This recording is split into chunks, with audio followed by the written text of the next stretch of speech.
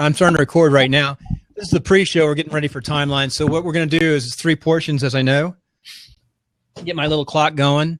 And well, first part's about you and your background, and we'll talk a little bit about promotional products. And you've been in 20 years in the business. I actually looked up what a certified advertising specialist is. I guess it's a PPIA or whatever it is, the organization. Yeah, it's accredited education that we have to renew. So. And you've been studying promotional products for at least 20 years, right? Yes, I have. 22 years now. Yeah. So let me go ahead and start timelines. I'm going to try to start right away, and we'll get right into the show. See how I do without much work up here. Taking a couple second pause for silence. All right, fantastic. Okay, before I start too, I'm gonna pre-record your intro, so I'm not going to do a lot about your background and intro. I like to do that post-production for the podcast. Okay. But we'll talk a little bit about what I'm going to talk about. I'll talk about your 20 years of experience. You're coming to us from Bend, Oregon, and your certifications, and that's your background. And I know that you specialize in sports, casinos, and outdoor marketing, I think, something like that. Yeah, sports and casino marketing, as well as a variety of other industries. Key industries that we serve are healthcare, construction, nonprofit, education, the gaming you spoke of, the sports merchandising, which we all know about, and look forward to getting those free T-shirts and the other sponsored items that those corporate sponsors like to have their brand on, because they're being engaged with 20,000 fans there in the arena. So pretty good impact. Not now, but as you become a more professional netcaster, you want to put books underneath your laptop and bring them up to sort of eye. I'm not really good. I should have mine lower, so I should be looking like right into it. So I'm negative in that reverse cycle too. All right. Let me try to bring mine down just a dab. I'm just saying, if you want to bring books, so you're looking right into it. A little simple light, like a $10 light and face light. Welcome. Your call backlit is good on here. You got the shine off your shoulders, which is good. You're good though. You're really good. And we got good sound. So here we go. Now we're all warmed up. Silence. Yeah, I'm warmed up. Got my coffee. Thanks, Brooke. What is this episode? Good branding. I usually write at least the little bit of the info. Is this 94? Let me see. 94. Oh, Bill, what am I doing here? I can't. Let me going back to the day I started in the industry. 195. Okay. Oh, where are you originally from? I'm originally from the California Bay Area. I was born in Berkeley and raised in Orinda. Okay, that's good. That's all I need to know. Here we go. Let me just get going here. I've got to get my tabs right. 195. Wow. Thanks for following Planet Upcycle. Here we go. Welcome to Timelines, episode 195.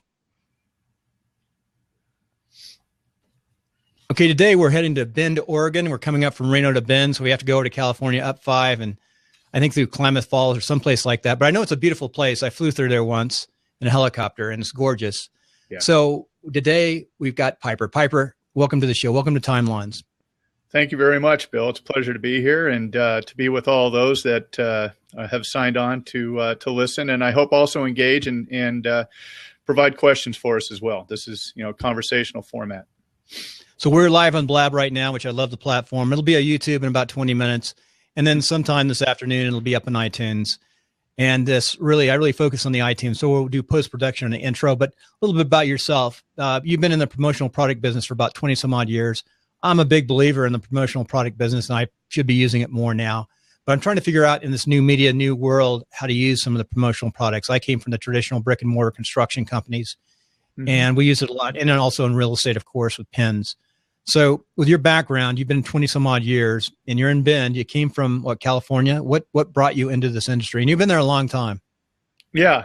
Well, I came into the industry in 1994 and I found it by mistake. Quite honestly, I was director of advertising with a statewide business publication in Oregon called Oregon Business Magazine.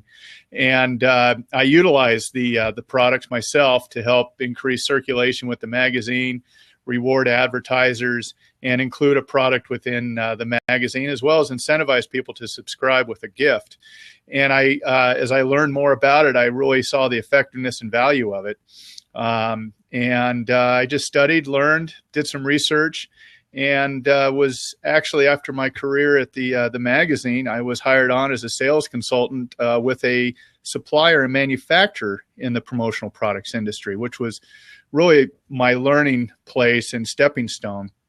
So, I was there, restructured, learned about the product from the manufacturing and supplier side. And as I began to present our product to promotional product consultants that were then incorporating my product into their business's brand marketing plan, I was really fascinated at the results and the effectiveness that the branded nylon and canvas bags were having and how they were being used.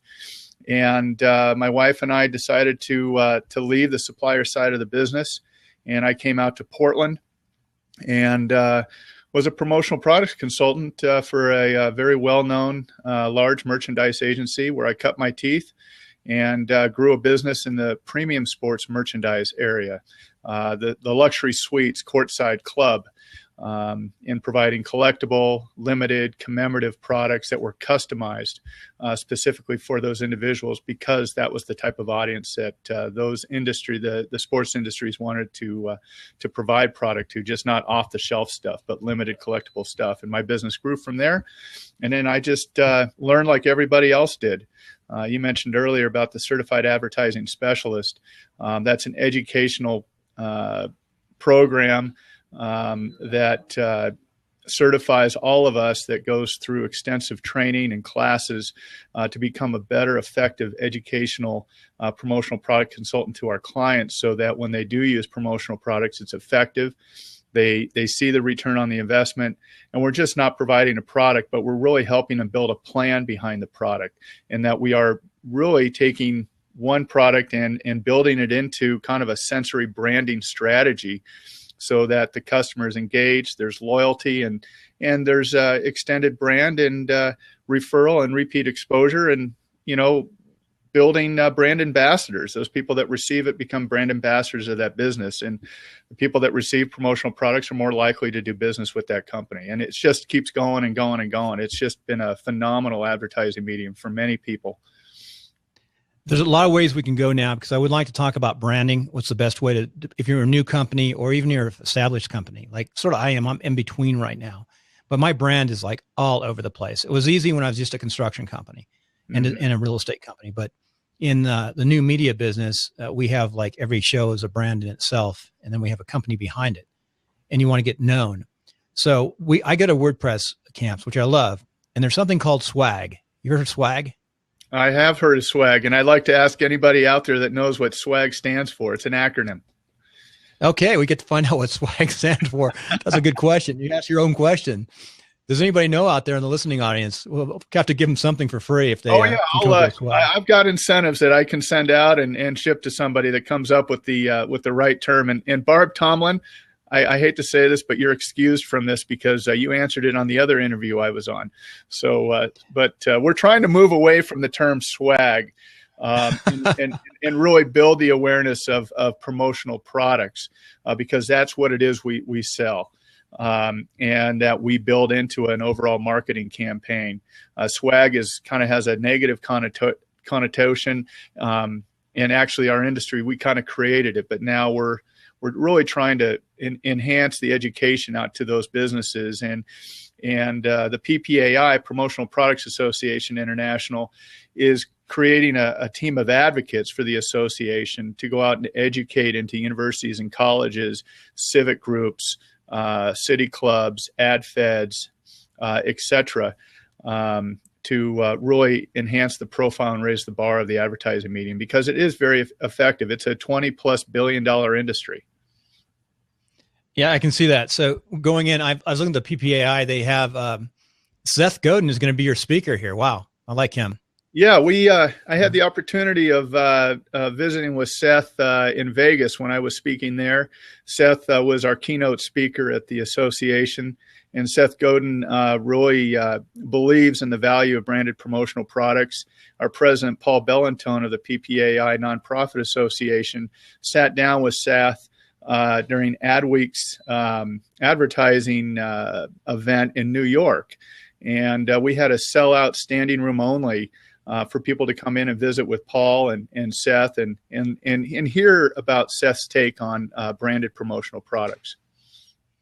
So going into the brand side, going back to my problem, how do I brand myself with my business? I know I shouldn't have this on. I do have a shirt that has my new me. Technically, my name of my company is New Me. Bill. I put it on today because it's colder than heck here. It's like it was 13 degrees last night. We got a ton of snow, but yeah, I know. But I do have to brand, and I've been working really hard. You know, I'm a solopreneur now. I don't have a company of 7 people working around the clock in construction.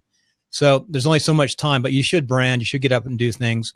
And you really, we could go into different discussion, but you can't do it all yourself. So starting out with a brand for time, I've got timelines. I've got netcasting101.com. Netcasting 101 is probably the money side, and everything is basically should be produced of it. So where do I start branding myself? Netcasting101.com, other than a website. Well, yeah, other than a website, I mean, the whole premise behind promotional products is it's actually a vehicle to drive people to do something.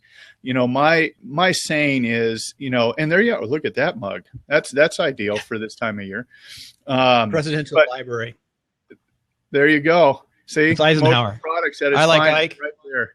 How long have you had that mug? I was stationed at Fort Leavenworth, Kansas, so I'd go out and visit. And I also worked in the Truman Library. So I should have Truman. I worked in both libraries doing research. So how long have you had that mug, Bill? I don't know, at least 7 years. Okay. So that's one of our things about branded promotional products. Yeah. People think that it's expensive, but when you really come down to it, you know, the investment of a branded mug that you give to somebody, one, they hold on to it because it was given to you by somebody, or you had an experience like you just shared around that mug, and it means something to you. Right. So there's that attachment, that engagement, that loyalty, much like, you know, what you're doing now. You're creating an audience, and people are listening and watching because of the content that you're bringing to them, that they find value and something that they can apply to themselves professionally or personally in their day-to-day life.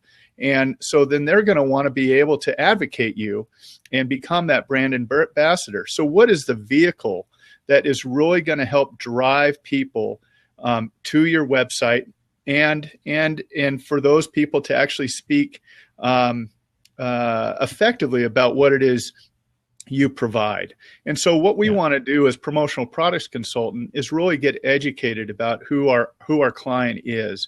What are you currently doing right now in the brand and advertising space? And then build in a product with a plan behind it, like I mentioned earlier, that can be utilized, that's inexpensive, but also that will give you the number of impressions, something that you can send out to those listeners that participate on a frequent basis, like a loyalty club, and build that exposure and have that messaging. Like on the mug, we never want to really say, well, let's just put your logo on the mug, but let's talk about what that message is. What's the philosophy of Bill Conrad, and what is behind those platforms or those programs that Bill's creating, and really build that into a cohesive promotional products campaign that ties into everything else. Well, Steve, if you have time, maybe down the road we could do a 2 or 3 episode step-by-step process of how you develop that brand, that promotion, and what type of products you might want to use, because that makes sense. I'm going to close up this part before we go to break. I'm speaking tonight at the public TV, in front of the public TV crowd, about what we're doing here. But I wish, it's a group of people we're actually speaking to, I wish I had something like this to give out, like a cup. I used to give Conrad homes out for my construction company. That's exactly right. That's exactly right. And I myself, when I speak, I always give out things that are relative to my own brand. You know, as simple as a pen, you know, and then I have, which is really effective, when I have a small audience, I hand out a journal book so people can capture what they listen to and take notes, because pen to paper, the recall is a lot higher. And then when you open up the book, I do a customized tip in, which you see here, that basically outlines and summarizes my presentation in very simple bullet points using an infographic that covers the value of promotional products and how it's the only advertising medium that touches all 5 senses of your customer. Yeah. With that, we're going to go to a break, and I'm going to ask you a quick question about design and graphics before we go on to your time, your life and success principles. Thank you.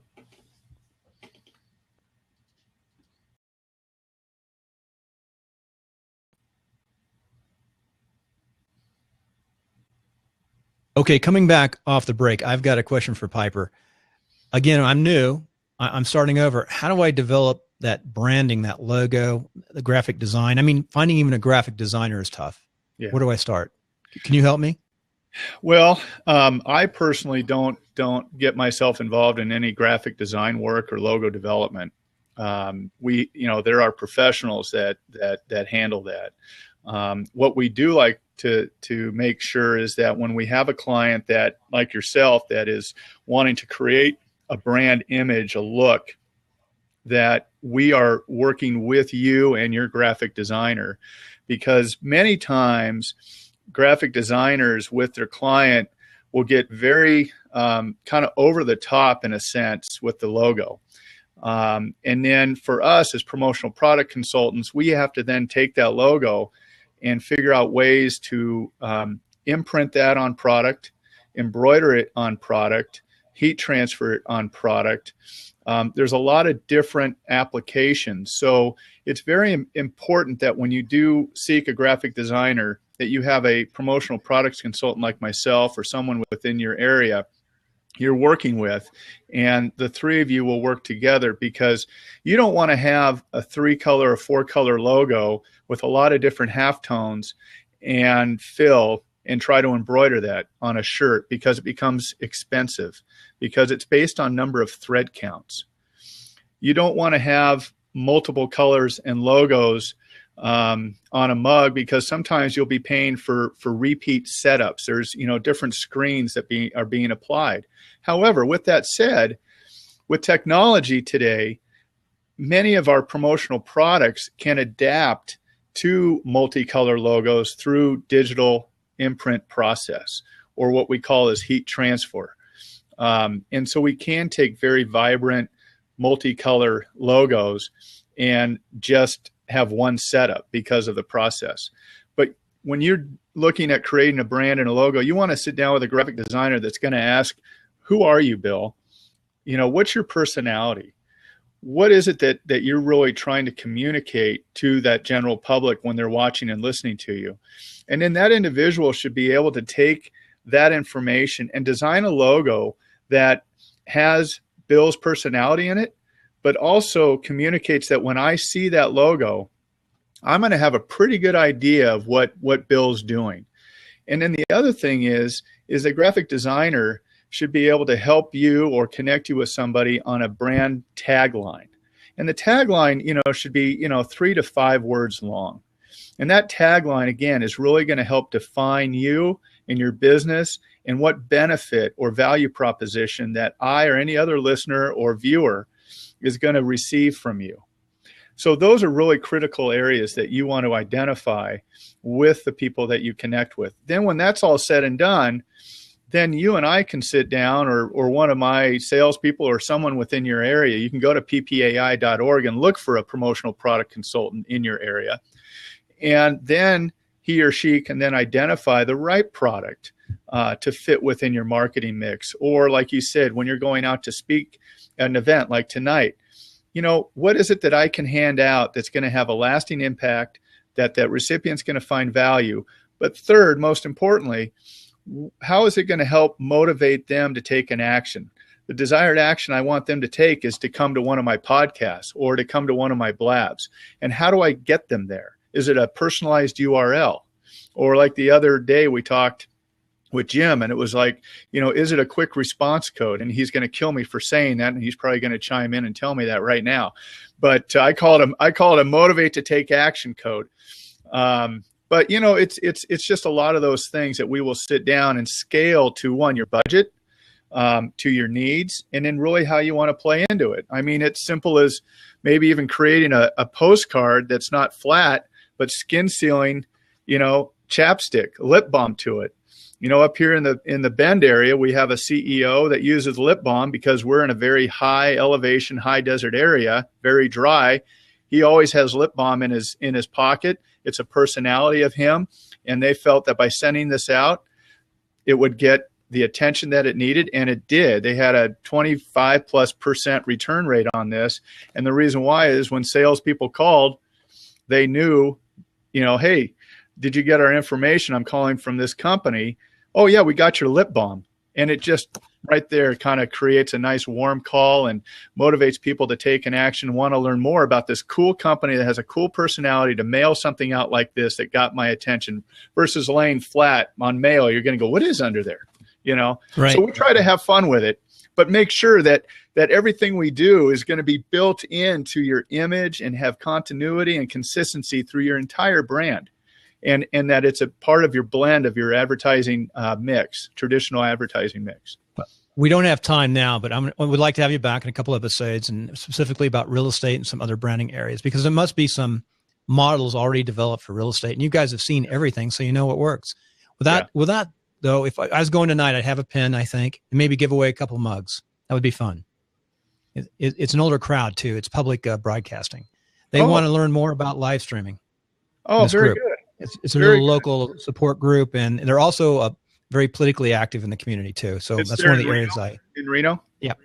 Okay. Yeah. It's not it's the affiliate of PBS. It's anyway, it'll be fun. I could probably go and do this more and more and get out and talk in the evenings in front of people, which I think I need to do. So we covered a lot today, but I want to go back in and make sure we talk about your personal life and success principles. And you talked about an Eagle Scout. And the first one you said is be prepared. Right there. What's that? I can't see. You got to move the camera. Oh, there you go. Yeah, you got your Eagle Scout stuff up. That's good. Right there. Yeah, I got it. Is that you? Yeah, that's me when I was 15 years old with a lot of hair. You did that really well. You got that perfect with a point. Now you're in in Central California then, right? Yeah, that's when I was in the East Bay. East Bay. Arenda, Walnut Creek, Lafayette, Moraga, over the hill from Berkeley. Nice. Yeah, beautiful area. I have a lot of family in that area.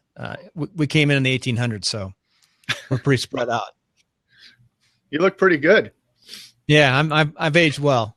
A little side note: my great-grandfather sailed in 1898 from Fort Mason for the Spanish-American War. He's a California volunteer. Wow. So right there, Fort Mason getting on the ships. And he's also the photographer for Arthur MacArthur. Oh my goodness.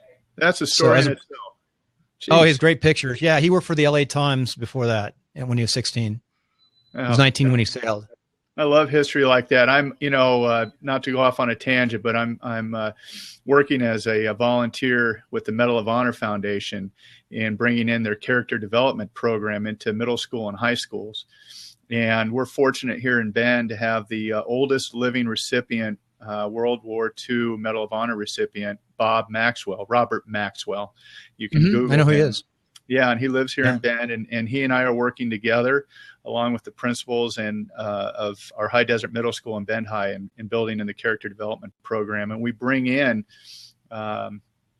veterans and, talk about living history stories and bring in good character traits to the students. So, those stories are so far and few between. And every time we have an opportunity to capture those and get engaged with somebody that's still around that can share those, it's invaluable to anyone. Go back and listen to Timeline's interview number 1.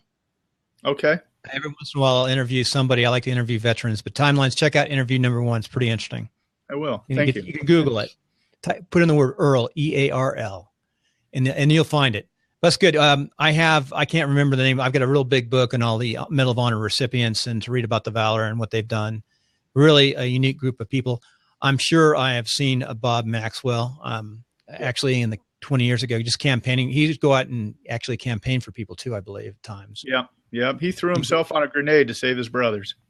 Yep. So very good. So driving on, the next one we have here lines up with the Boy Scouts is be prepared, integrity. Yeah. So what does integrity mean? It means different things to different people. Yeah. Well, I think it's integrity covers, your professional life, maintaining integrity in who you are as a professional, carrying that integrity throughout the industry in which you work for. So it not only is benefiting your company that you're with, but it's benefiting your competitors. Maintaining that integrity in the industry only helps, the industry get stronger. And me being an advocate for my industry, I really instill that in everyone that I speak with. I talk to a lot of my competitors. It's sharing best practices. It's becoming a value to each other, so that we can continue to maintain the strength and integrity of our industry, so it continues another 100 years in bringing value and benefit to our clients and to each other from a family lifestyle. Very good. Servant leadership. Servant leadership. It's actually a new term to me that I've been studying, and having servant leadership is being a servant to others through example, and instilling leadership qualities in themselves so they can become a leader. And I've been reading a book called Synchronicity, and it's about the passion of servant leadership. And it was given to me by my mentor in my industry for 20 plus years. And I really look at it in a way that allows me, one, in my own personal life, to provide it to my family and my daughter, lead by example. So then she carries it forward. And in my own professional career, providing that leadership to others so that they can take it on and carry it forward to their employees and peers. Yeah. Now your last one was maintain work-life balance, but I'm going to put a little twist here. Tell me a time when you haven't maintained a work-life balance and what happened. Well, you really want me to go there? Well, when you don't achieve it, or when you don't practice it, you learn about it. You understand why you should when you get home. Because I've had the habit of closing my office door here and going home and keeping my cell phone on to be engaged with my salespeople as well as others in the industry, to continually working, and have a hard time shutting down, like I'm feeling like I'm missing something. And what I realized is that having a work-life balance is, you are available and attentive during the workday. But when you're home,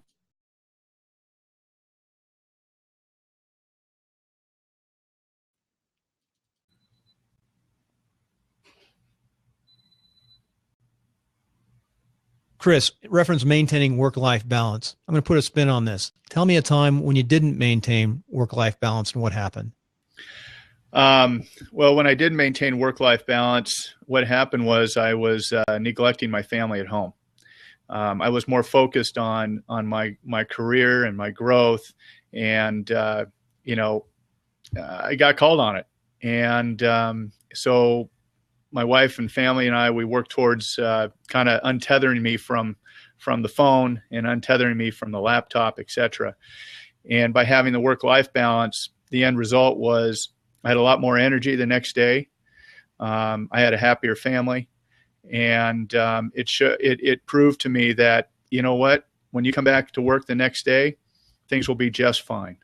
And you don't need to carry work with you after you leave the office. You've done your job. You've put in the time. You've supported those people that needed your help during that time. But now you need to be home and focus on your family and your friends, and focus on yourself for that personal well-being. And that's maybe just taking some downtime for an hour. I like to go fly fishing. I like to go up cross-country skiing, and take that personal time just to kind of regroup and re-energize. So that's what I learned. Oh, I love that. I live right by the Truckee River, so. Oh gosh, yeah, I float to the Truckee River. It's I've taken my kids down it. We haven't. It's going to be good again next year, but it'll be good. You'll have a good flow this year. Oh yeah. We've done all parts of the Truckee, and I love the Truckee. It's fun river. It used to be some big fish in it too, but unfortunately with the drought, we've lost some of our big fish. Very good. So those are, I love the family fly fishing and like you said, the cross country skiing. Those are very low cost sports too to get into once you get into them, once you have your equipment. Okay.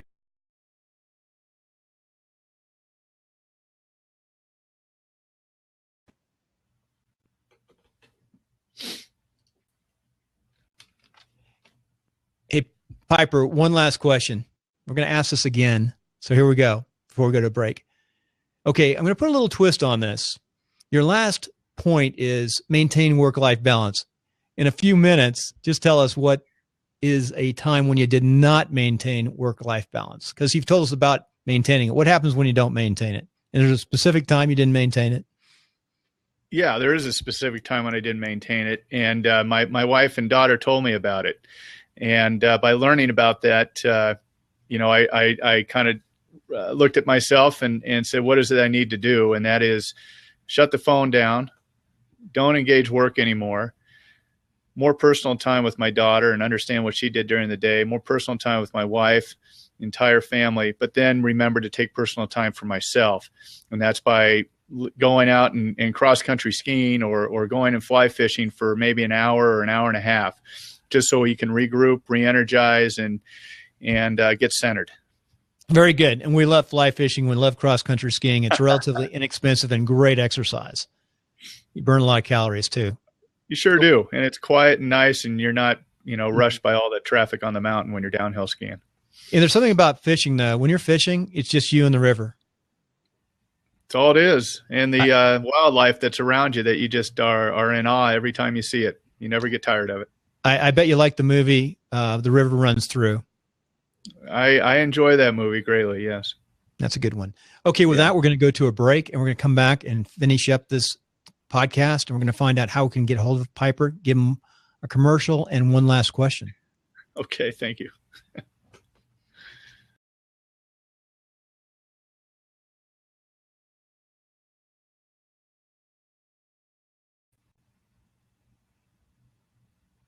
Okay. We're coming.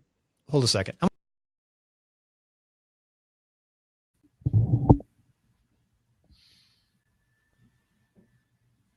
Okay, coming off for the break for the very last portion of this podcast, which has been fun. We've had a little bit of a challenge with broadband, but watch how nice the sound's going to be.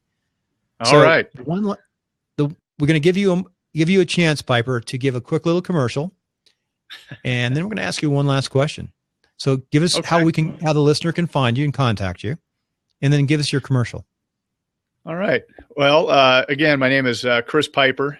I'm with Halo Branded Solutions. I can be found at www.halo.com/Chris Pipper or just halo.com. Be reached at 541-323-3382 or email chris.piper@halo.com. And if you're in the Bend, Oregon area, can I knock on your door? You can certainly knock on my door. And Google Piper Speaks promo. And do you have an office up there, like a physical office I can tell you're working out of? Yeah, I have physical office. Very good. So we're going to go to one last question. So you like to fly fish up there. I'm going to ask two last questions. What's the biggest fish you've caught, and how did you catch it? And then secondly, what's the best way to cook fish? Well, the fish I caught was steelhead in the month of September at the lower Deschutes at the mouth of the Columbia River. It was exhilarating. We were on a riverboat, and we got out and we put these triangular planks on the end of your line. They're plastic, and the hook just kind of dangles and bobs and weaves into the stream of the river. And man, when that sucker hooks on that thing, you're walking the river, you're playing it, making it tired. So that steelhead was one of the best experiences of catching fish, and really, and no pun intended, caught me, into the life of fly fishing. And so we cut those into about, that one fish I cut into about 10, 15 steaks, and just barbecued it with a little bit of lemon and salt and pepper, and just ate it that way. You don't want to season it too much, because then you're going to ruin that wonderful, fresh, meaty taste of that fish. Very good. Yeah, that's a way to do it. Keep it simple, hot, falls off the bone. Yeah. Nice. I love to fish. I think that's the one thing I like to do more of, other than being with family, of course, but is to fish, creek and mountain fish. Yeah. Very good. So thank you, Piper. I appreciate your time today. Those listening in on right now on Blab, stay on, because we've got some questions coming up. I'd like to bring folks on and ask what they found to be the most successful promotional items that they've used. And if you want to catch this, go to timelinesofsuccess.com. You'll see both the YouTube and the Blab portions. Plus, on the Blab, you can see the comments on the right side and the links. So thank you, Piper. Appreciate it. I'd love to have you back on down the road when we get all of your sound worked out perfect. I'd like to do maybe a 2 or 3 20-minute series on step-by-step developing that brand, maybe get somebody branding and promotional item. That reminds me, wp-tonic.com this month, we have 4 episodes. We're going to be talking about actually graphic design for websites. The whole month is going to be graphic design. We talk about one topic each month on websites. So that's what we're going to be talking about. Maybe you could bring a little bit how you tie it in. I've gone to simpler too myself, but we're going to catch that on the other side. So thank you, Piper. You're very welcome. Thank you and everyone else that attended. And Jonathan Denwood's got a question. We can answer that offline or another time. We're going to catch that on YouTube. So I want the listener on iTunes to go over to timelinesofsuccess.com and watch the YouTube at about the 30-minute portion, 35 minute. You'll be able to move it forward and see exactly. Actually, it's the 46-minute portion because I've been marking this, though I did have it shut off for a while. We put the YouTube up raw, which is kind of fun. So people can go forward. And it's amazing how many people listen to all. I said, why are you listening to YouTube? You should listen to the podcast. Most people listen to podcasts, but every once in a while, someone will listen to the entire YouTube. So thanks, Piper. You're welcome. Okay, let's answer Jonathan's question. This is going to take a little bit of editing for me today. But right. Jonathan says, hi, Piper did a good job. Asked Piper, what has been the one client campaign that has been the most successful? Before you answer that, let me tell you about Jonathan Denwood. Jonathan is on WP Tonic, and we do a podcast that's been as high as number 2 in the WordPress community towards podcasts, which is nice. Got us a lot of downloads when we got to 2. But Jonathan has been building a SaaS product, and it's called mail-right.com. And software as a service and real estate agents is what he works. URL, somebody asked about, go to, and someone asked a question down below, go to timelinesofsuccess.com and you can find my YouTube links there. That's the best place to go. Hey, Piper, sorry about that.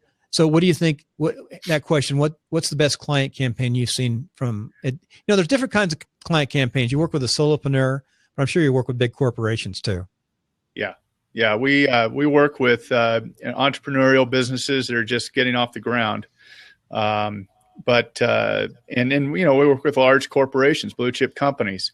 One specifically, I don't have an example of, but Jonathan, what we did was when I was working with the Portland Trailblazers, Verizon Wireless was a corporate sponsor of theirs, and they came to me asking for effective ways to drive people into their retail establishments to get them engaged with the new phone launch. And we wanted to touch all 20,000 people attending that NBA game. And, when you go to an NBA game or any other game, you see these large plastic logo bangers, or you see the rally towel. Well, we went off the edge, and I like to really research and look at different things. And I found something very inexpensive. I had to work with their budget and scale to that. And it's a dog clicker that they use for training. It's a little plastic rectangle with a metal tongue inside it that you just press and click. And then it has a beaded chain on the end of it. So I proposed the idea that we hand out these clickers as everybody comes in with their tickets. They get these clickers. And then on the beaded chain, what we did was we attached a very simple, heavy stock coupon that motivated the recipient to go into their nearby Verizon Wireless store and basically demo the new phone that they were launching. And you wouldn't believe what happened in the arena. Those clickers, it sounded like 20,000 crickets in this arena. It was the most unique sound that just drove excitement. everybody was motivated to look at what people were clicking. And two, the best thing of it is that afterwards we were able to actually measure the response of that investment that Verizon did because of the redemption of those coupons when they came into the Verizon Wireless Center. So that was a very successful campaign for an item that cost, like $1.20 with a one color imprint on it. And it drove a high percentage back to Verizon Wireless, and their new customer rate increased, and their repeat customer increased. And the other thing that we didn't even measure, which is what's interesting when you do things like this, kind of the campaign takes a life of its own. People brought in friends of theirs, which doubled the traffic, right? So that was a very good campaign that still gets discussed today. And that was, my gosh, probably 10 years ago. That's good. So interesting. I've seen a lot of in politics too. In this current political race that you're seeing right now, do you see any branding that you like? I see the same branding. It's signage, it's mugs, it's banners, it's the inflatable logo bangers, it's the T-shirts, it's the cap that Donald Trump wears and now sells on his merchandise site. You can go to any of these candidates' websites and look at branded merchandise.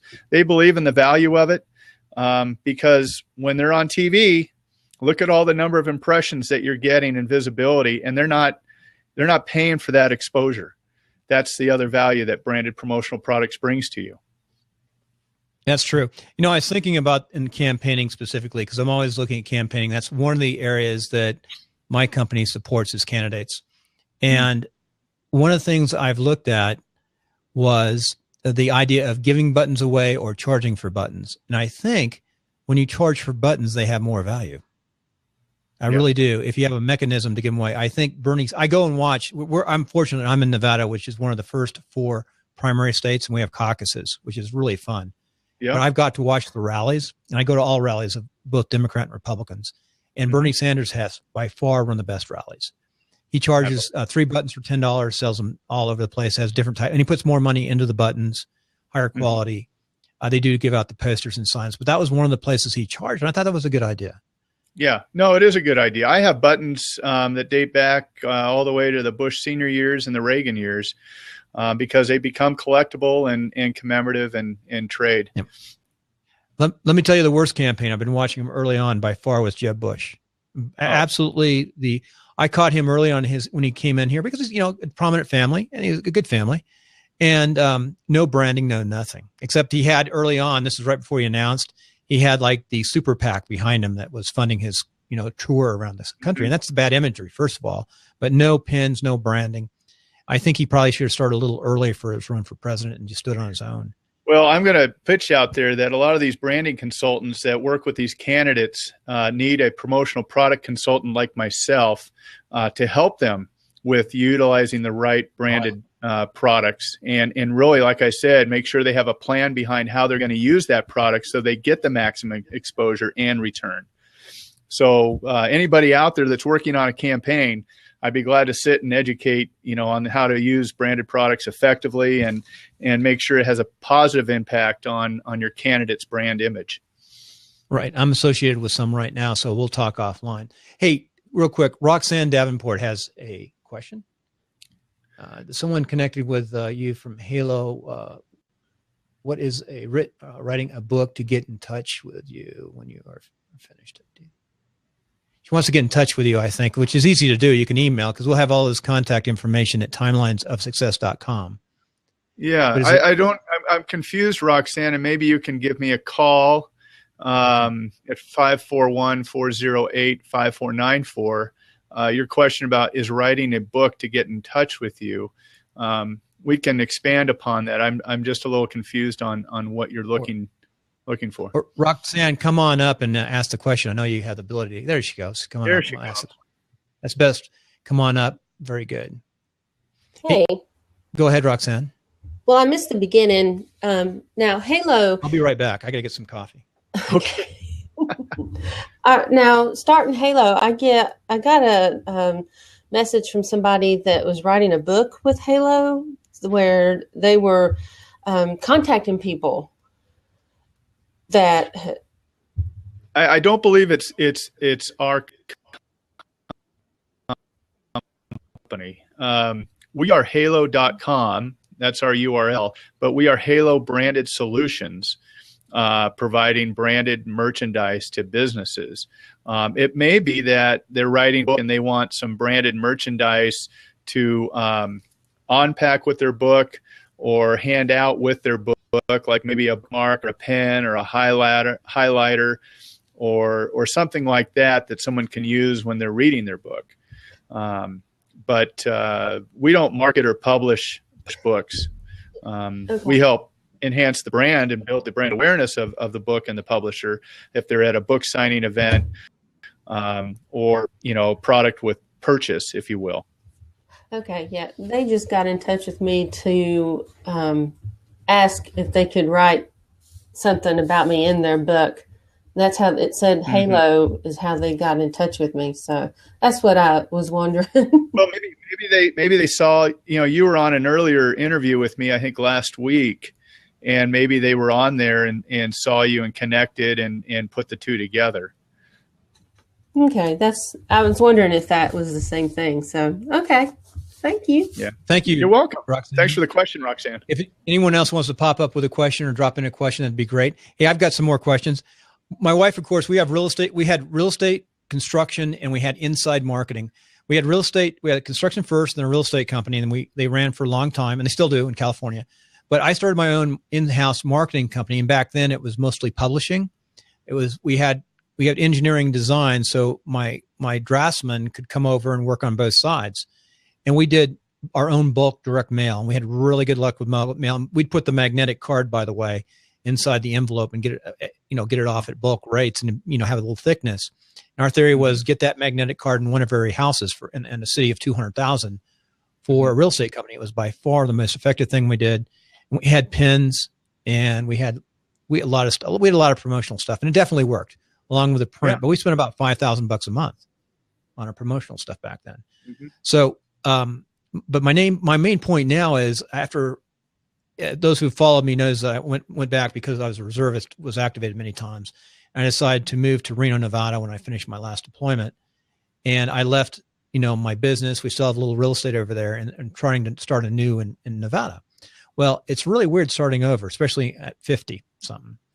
And I have to start all over from the basics. We have both real estate, which is my wife's business. She's a broker. And I have this new media business. So I don't have construction anymore. But I find it very difficult to have two different companies and promote them. The real estate and construction was easy to promote dually because we had Conrad Homes and we had, we evolved the name First Realty in California, First Realty California. But it worked. Those two work together for marketing. Yeah. So how do I market my online media company, which is really a marketing, which is this new media that we're in?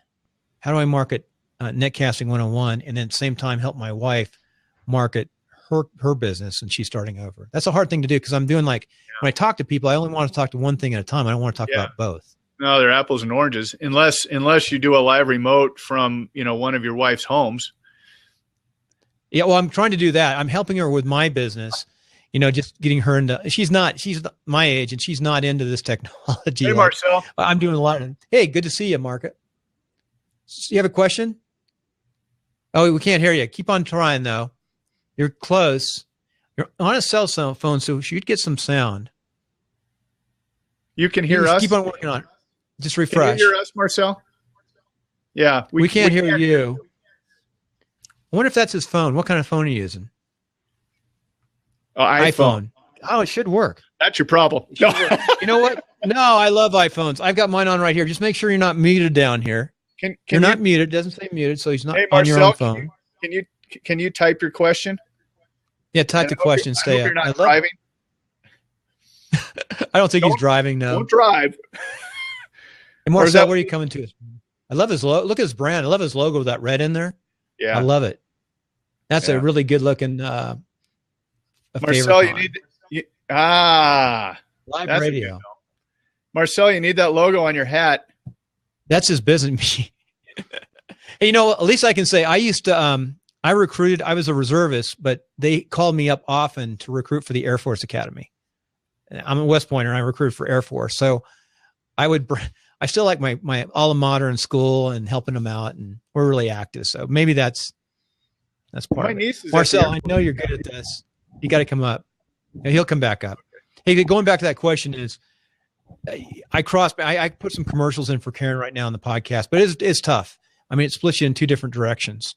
Yeah, no, it does. It's not apples to oranges unless you can get really creative, like we talked about, and having an on-site remote at one of the homes, and in between doing kind of a tour to help her. And one thing that we've done with real estate companies is, obviously, housewarming gifts, whether it's a cutting board in there or things like that. We spend $300 on house. We give out $300 worth of stuff. Easily. Yeah. From toilet paper, household goods, coffee, big baskets of stuff, because people need stuff when they get going. Well, they do, and we've learned through research in our industry that 56% of the promotional products are used in the home, and the reason being is because that's where all the important decisions are made, and where we have our friends and family gather together. And when we're using a promotional product that's pretty unique and fun, the brands is going to be on there, and people are going to see that, ask questions where you got it. I always bring up the one of the sound bottle opener that you can record with a digital audio tape and have your own voice or message. And when you open it, Marcel, great picture. Is that you? So that's the sound bottle opener. And you'll keep that in a drawer for a long time. Keep that in a drawer. And when you open up that bottle of beer or whatever it is, Marcel had an idea here, or some suggestions. Can you guys hear now? Very good. Oh, great! I was about to say, what's going on? Well, what did you do to change it? What happened? I just went out of Blab and came back in. It was probably some issue with Blab. Blab.im. So I heard you saying what you said, right, about your media company, Bill, and your wife's company. And I wanted to just offer a tip. That's all. And it was just too much to type in. So that's why I wanted to jump on. As you can see, we're new media, right? And you were saying with this new media, but we actually call ourselves new media. So what we do is, I'm a radio veteran. I've been doing radio for 25 years. I'm also a veteran. I used to be in the Marine Corps. And were you in the Marine Corps as well, Bill? I went through Devil Pups, and I actually signed up for the Marine Corps and ended up in the Army. It's a long story. Oh, man. Okay, well, hey, look, thank you for your service. So what I think, what we do is, first of all, we, and before I get started, guys, please stop me if I get going, because I can be long-winded, and I don't want to sound like Mr. Know-It-All, so stop me there too. But what we've learned to do, I've learned to use terrestrial radio or old style media and fuse it with what's happening today. Okay. Because there's some great lessons in radio and TV. You can't just throw all that stuff out of the window. It's a lot to be used. But today, most people that's doing media who never did it professionally, they miss a whole bunch of principles that you need, even here, right, to do media with. But one of the things that I do that's new is I broadcast live, right, on my media channel, and I do interviews with small business out there. There are a lot of businesses who know nothing about any of Blab or Periscope or nothing, Isn't that right? crazy? But they have somehow they manage to get to Facebook, right? And they have huge presences or a huge presence on there. Well, honestly, average everyday businesses, small businesses have 300,000 or 5,000. They have a lot of people on there. So what I do is but it has to be professional. I do a professional broadcast that looks like CNN, right? It's got the lower third, it's got the live symbol up. We can cut to commercial, everything.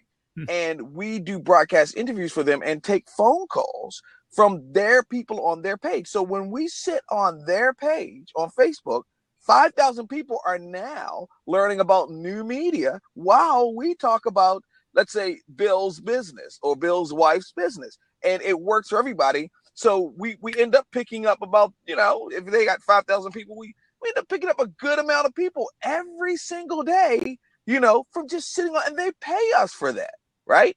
They also pay us because we're like brand ambassadors. And I think what's changed is people don't realize that. See, everybody's trying to get a certain amount of followers so they can monetize that, right? Monetize, but no more. Everybody's got their own followers, but the content isn't there. So you have to create and build. That's what you do. You can create great media content and interactivity with people for those clients. So that's what I wanted to kind of Marcel, real fast. The name of my company, actually my brand company, I never talk about it. It's New Media Gold. If you go in Nevada, my company in Nevada for marketing is called New Media Gold. But I just dropped in a link, New Media Gold. If you go onto that link, which is pretty amazing, you'll see the show live without doing anything. It's pretty neat. I want to check it out. And there's a lot of other sites too. One of the groups is a Republican group here who has actually contracted me to do some work. And if you go on their site, you're going to see us talking live right now on the sideband, a little bit of insert. So every web page can have this in it. And I'll drop this in too. But I put an invitation in there and I tweeted you to come on the Timeline show to do an interview. I'd love to have you. Where are you calling from? I'm actually in Palm Springs, but I live in Vegas, so I live in Nevada as well. Oh my God! Oh, very good. I need folks down in Vegas. Vegas is a great city. I almost went there instead of here. I just like the outdoors. I can't hear you. Were you able to hear me? Yeah, I hear you. I almost went to Vegas. The problem is when you open up these other windows like I'm doing right now, it messes up Blab. But if you're just a normal person and you want to just watch, you can watch it on Blab. Hey, I was saying I almost went to Las Vegas. Las Vegas, if you want to start a business and make money in Nevada, go to Las Vegas. Yeah, that's where everything gets so much. If you want to be successful, your best chances of success are in Las Vegas. Just put up with the heat, and you can't fish very well. So Marcel, I'll put you on the spot. Are you using branded promotional products? No, what do you mean? Like I heard you say something about the hat and all that. Nah, the hat, the shirt. When you're on air and you got that and the hat, and when you have a guest on the air, what are you sending? Thanks.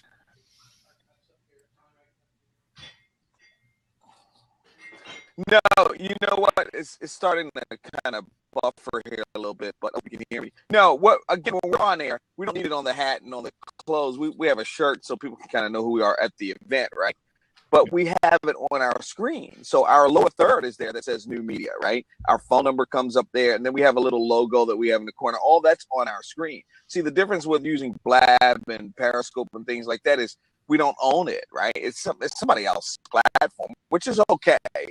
But we want full control over our platform and over everything that we do so we can monetize that. Yeah, it's okay. You're broken a little bit, but you've done real well. During this portion, I don't care if we don't have great sound. It's during the podcast I try to create the sound. By the way, some of these podcasts. I have a hard stop in about 4 minutes. So. Oh, I got a question before you leave, Piper. I really appreciate this. I'm looking at going down to Long Beach to watch my daughters in gymnastics. By the way, my daughter, my 13-year-old, just won the Manhattan Classic in New York this weekend in gymnastics, level 8. Congratulations on that. Kudos. Yeah, so I might go on that life-work balance. I'm trying to figure out how to go down to Long Beach and watch it. Now, I do a live show every day, so I might come up on my cell phone, but I like to pre-record at least 2 shows for iTunes, and I can show you some tricks too. We could do them both on the same time, same day, 20 minutes each. If you could break into if you have some kind of a format we could follow for training, I think we need to get somebody in the graphics side. And the graphics is so critical that you start out with the right graphics and colors, like you said. I want to start out my businesses and my consulting with politicians with that logo, the things that work. I don't want to, I want to think about the end promotional product before I do the brand. Well, we do have certain educational series of topics that we bring into the audience, and we set the audience up in round tables versus classroom setting. So there's interaction, and they're actually physically building a campaign around promotional products, and we're educating at the same time. And so they're actually implementing what they're hearing, and then being able to take that away and apply it into a real world situation. But back to my point, candidates really need that education, overall on how to blend in that branded promotional product into it's just late. So yeah. I mean, I think Hey, Piper, before you leave too, I'll email you back and forth and get this up. I would like to get, like, we could do it in an hour, the 2 shows. We could open up afterward. But Okay. a couple of things I want to give you hints. Are you using the laptop right now? Yes, a little I bit am. more lighting. And on this, if you can get a stand in one of these right here, what you're going to hear is I'm going to have to edit out some of your breathing. You can actually hear your breathing. But once you learn mic discipline, 45 degree, a cone like this, speaking over the top like this, you're going to hear some of your breathing. And I'll leave in an example at the end, but you want to get the breathing out of your production ahead of time. I can take it out in post-production. It takes me a little bit more work. But first of all, we're going to have a great sound because you use the ATR 2100. But you talk across it like this at this angle. Probably you can get more so. I'm a big believer. So you're talking across it. I'm trying to look at the camera and talk across it like Right. this. And this one right now is down here. And my sound's going to be goofy here. I actually like this in some aspects. I like this mic even better than this mic. It's just I spent so much money for this mic that I have to use it. You have to use it. You feel obliged. I use this in the field. I've got 3 of these. So, and it's a good for recording, but you did really well. I appreciate your time. We didn't talk about QR codes. I sort of wanted to talk about QR codes. I know you got to go. That was a crazy QR code discussion. But one thing I can do is find out what works and what doesn't work when I interview somebody, because I'll say promote it and see how our numbers are increased. So, Hey guys. Hey. Hi, my name's Dave Watson. How are We you? have Ultimate Hi, Dave. Upcyclers. Yeah, I'm down here in cold Canada. Oh, you sound like Canada. I'm cold here too in Reno, Nevada. Yeah, I'm a big fan of promotional products. Before I got into what I'm doing And I'm now, in I Cold sold Bend, Oregon. insurance for 20 years. And nothing broke the ice better than handing them a pocket calendar or a keychain or giving them something free while I'm introducing myself. And I found that really, really was super effective and helped me be very successful. I use promotional products all the time. I am so happy to hear that, and I hope you have a good promotional products consultant that you're working I had with. a few people that used to call me. It was kind of a telemarketing people, and one person I actually met in person. But yeah, I had a few different people that were supplying, and the company that I worked for, Cooperators, had their own branded products that they sold in-house as well. But I loved them so much, and now what I do is I make from used vehicle seating, I make executive style office chairs. You can kind of see them in the background there, and I'm sitting on one now. Yeah, but those are the second row seating in minivans. Yeah. But instead of business cards, because I make everything out of waste, and I wanted people to see what the leather was like, I make my own keychains with the snaps, and I don't have any fancy printers or anything, but I just put my website in there, Ultimate Upcyclers. But yeah, this is made out of car seat leather, and it's just a little keychain that snaps together, and I give that out as my business card. Is there any branding on it? Very nice. Well, what's nice about it is some people don't like to see the logo like all the time. So what I do is I hide it inside. So when you unsnap this. Well, let me ask you this. Do you have a secondary logo? Like, for example, Apple has an apple, right? Xerox has that ball. AT&T has that ball. If you have a secondary logo, I always let people know that that is something that you should really invest in. That then you can actually imprint or deboss that into the leather. So that's on the exterior. And it's not obtrusive at all. My symbol is a phoenix, and then you can kind of rise from the ashes like my products do. So then I would have a graphic designer like Bill and I were just talking about sit down and have him or her create a phoenix that would work in that small imprint area on the leather, and then work with your promotional product supplier or someone there to create a die that then you can stamp into that leather. Just have them create a die with a disc on the bottom with that Phoenix logo, and then just a little leather tool and hammer that into the key tag if you don't hand those out a lot. But if you hand multiple out, then then I would work with a manufacturer to get multiples of those done, so it's not taking up all your time to do it. But I'd get a little die made of that Phoenix, and then build that secondary brand, and then have that tagline or URL that you have on the inside. If you go to my website, you'll see kind of how I've designed my logo. But what you were saying earlier, because Ultimate Upcyclers is such a long brand name, you know, I'm having trouble trying to put it on things, you know. What I did for my t-shirts was I made a stencil of my logo, and I use bleach with a solution, and I spray the stencil. So I create my own bleach dye t-shirts for my own branding. But yeah, I try to make all my own promotional products out of waste. Like these keychains, well, see, and that's again, you're taking the personality of your business. You're showing people how you can utilize wasted leather and products, and that definitely creates and drives conversation for them to learn more. And with that education piece, I would even take on that split key ring, add a little mission statement of what Ultimate Upcyclers, what's your mission, and then use that as also a direct response piece to drive people to an area in your website. But use that split key ring, because when they get that, they're going to read that. They're engaged now with that promotional item that you have, and you've got their attention for just a little while longer, and you're not going to lose your story. I could put Ultimate Upcyclers on the inside, then I could stamp the Phoenix, and my tagline is see waste in a new way. So that could go on the outside. Yeah, and then thread a little card on there out of other recycled waste you have, or paper or what have you, and have your mission and philosophy of your business, and maybe on the reverse side an image of one of those seats you have in the back there. I was even but that's your vehicle to deliver. As I was listening to you, I was thinking, my products would be actually good promotional products, maybe to add to your lineup of things. If you have consumers that are eco-friendly and want something, maybe higher end, if I can ever help you that way, let me know. But I can make thousands of these. I get the leather for free.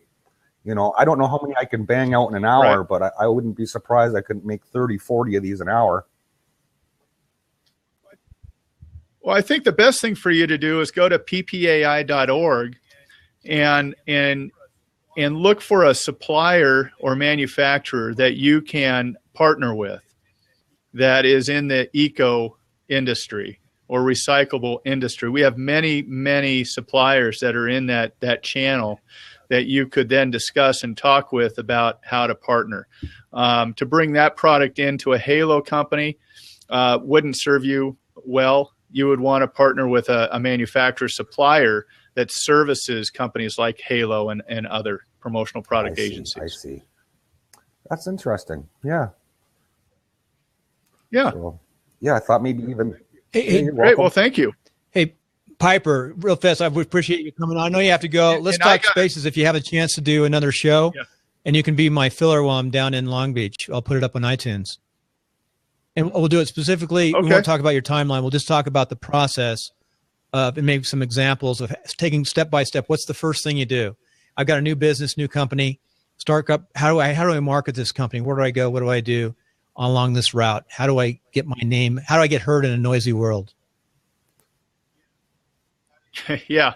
Yep. How do you escape? And I'm lazy. I went away from what I used to do to think about new media, but there's still a place where there's a place for both. Like, we got to get that swag out there. I agree. I think swag has hurt you because older people say swag. Yeah. Swag or tchotchkes. Young people know what it is. And the insiders know what it is. Well, they do. So you've promoted yourself a cool name, but interesting. So, well, thanks, Piper. I appreciate it very much. So we'll have to talk about QR codes too, if they're worth anything, or worth working. They have value, and like we learned, you've got to have a plan around that, and every audience is different on how they want to utilize the QR code and how they, how to want to blend it into their marketing. By the way, your sound now is so much, and was good before. I just have to take the breathing out, but just a little bit of adaptation and paying attention. And when you listen to yourself, go up and do a couple of quick blabs, just short blabs. Try the mic in different places under test and play it back to yourself. and start experimenting with better Okay, lights, I better will. quality. If you notice, Dave has beautiful light, beautiful contrast and background. I like your knotty pine behind you. It's really nice background. That's actually skid wood. What is skid wood? Oh, off crates? Skid and scrap wood. Yeah, it's a 30-foot long wall. Oh, it's very nice. Oh, that's gorgeous. I love cabins with waste. I love stuff. I used to build, and I love cabins. I love to do things like that. That's my favorite condition. I think that's how I learned to be an upcycler, is building things. You know, you're always trying to use material as effectively as you can. And I'm sure you've done dumpster diving like me, Bill. You know, another story. I know, Piper, you have to run, but I built subdivisions. I built my own house. I do my design, build, construction. I built actually 4 of these houses. And I take a lot. The best money I ever made is take a lot in my subdivision and build it while I'm building the subdivision, a piece at a time, and play with it. Yep. And I've really come up with some nice things in this house I've designed, built. And I love to take like any type of pine or reconditioned wood or barnwood and get it down to nice and build with it. So gorgeous, so beautiful. And I like conditions and finishes. But I love your background. It reminds me, I love cabins. Hey, Piper, great job. You look how nice you look now. The show's over, and look at your picture. It's like it's getting there. Wow. And it's now talk. Say something. What did you do? Murphy's Law. I have opened the curtain. I have. And yeah, I'll send you an email. Thank you. There's no curtain here. Oh yeah, we get to see. I love that. Oh yeah. Nice. Next thing you know, he'll have the foam padding all the way around there, and he'll have his studio all set up. I'm going to actually have a banner, and it's going to have. Yeah, I'm going to call you out. It's all over now, but there's no brand on that sweater. Yes, but there I is, can't sir. see it on new media. You got to see it right here. Here. There, yeah, hello, I got it there. Yeah, I like that shirt. Right there. It's good. Yeah, it was an old picnic table. No. All right, you guys. I gotta go. Piper. We'll see you, and you guys have a good day and good luck with your key tags. Give me a holler if I can help you out. Thank you. Okay, thanks, Piper. Appreciate it. Bye.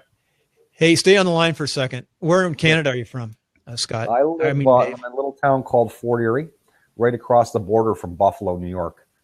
Oh, really? You're close then to the border then. St. Louis. Oh yeah. Yeah. That's good. You're how long have you been blabbing?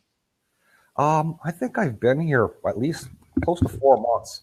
I think I came on when it was about 2-3 weeks old. Uh-huh. So this is 180 days. Yeah. So I'm a blabaholic, I confess. I'm 157. I love it. What kind of camera are you using? What kind of equipment are you using? I'm actually just on my laptop. You're talking right to your laptop? Yep. Hey, hold a second. Sorry.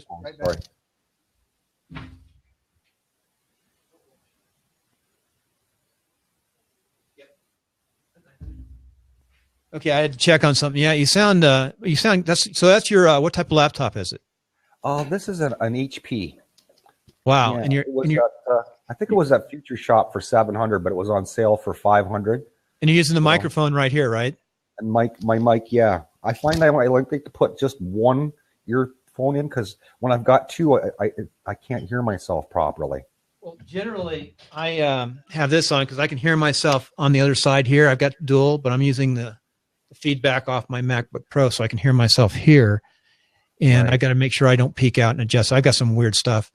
But yeah, I appreciate your feedback, because I want to do a show called Planet Upcycle where I talk about, how to see waste in a new way and establish myself as an authority with teaching people how to do what I do.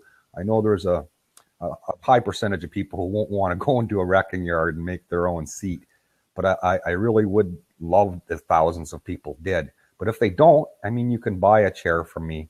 I'll have the capability to make about 2,000 seats a year. That's a lot.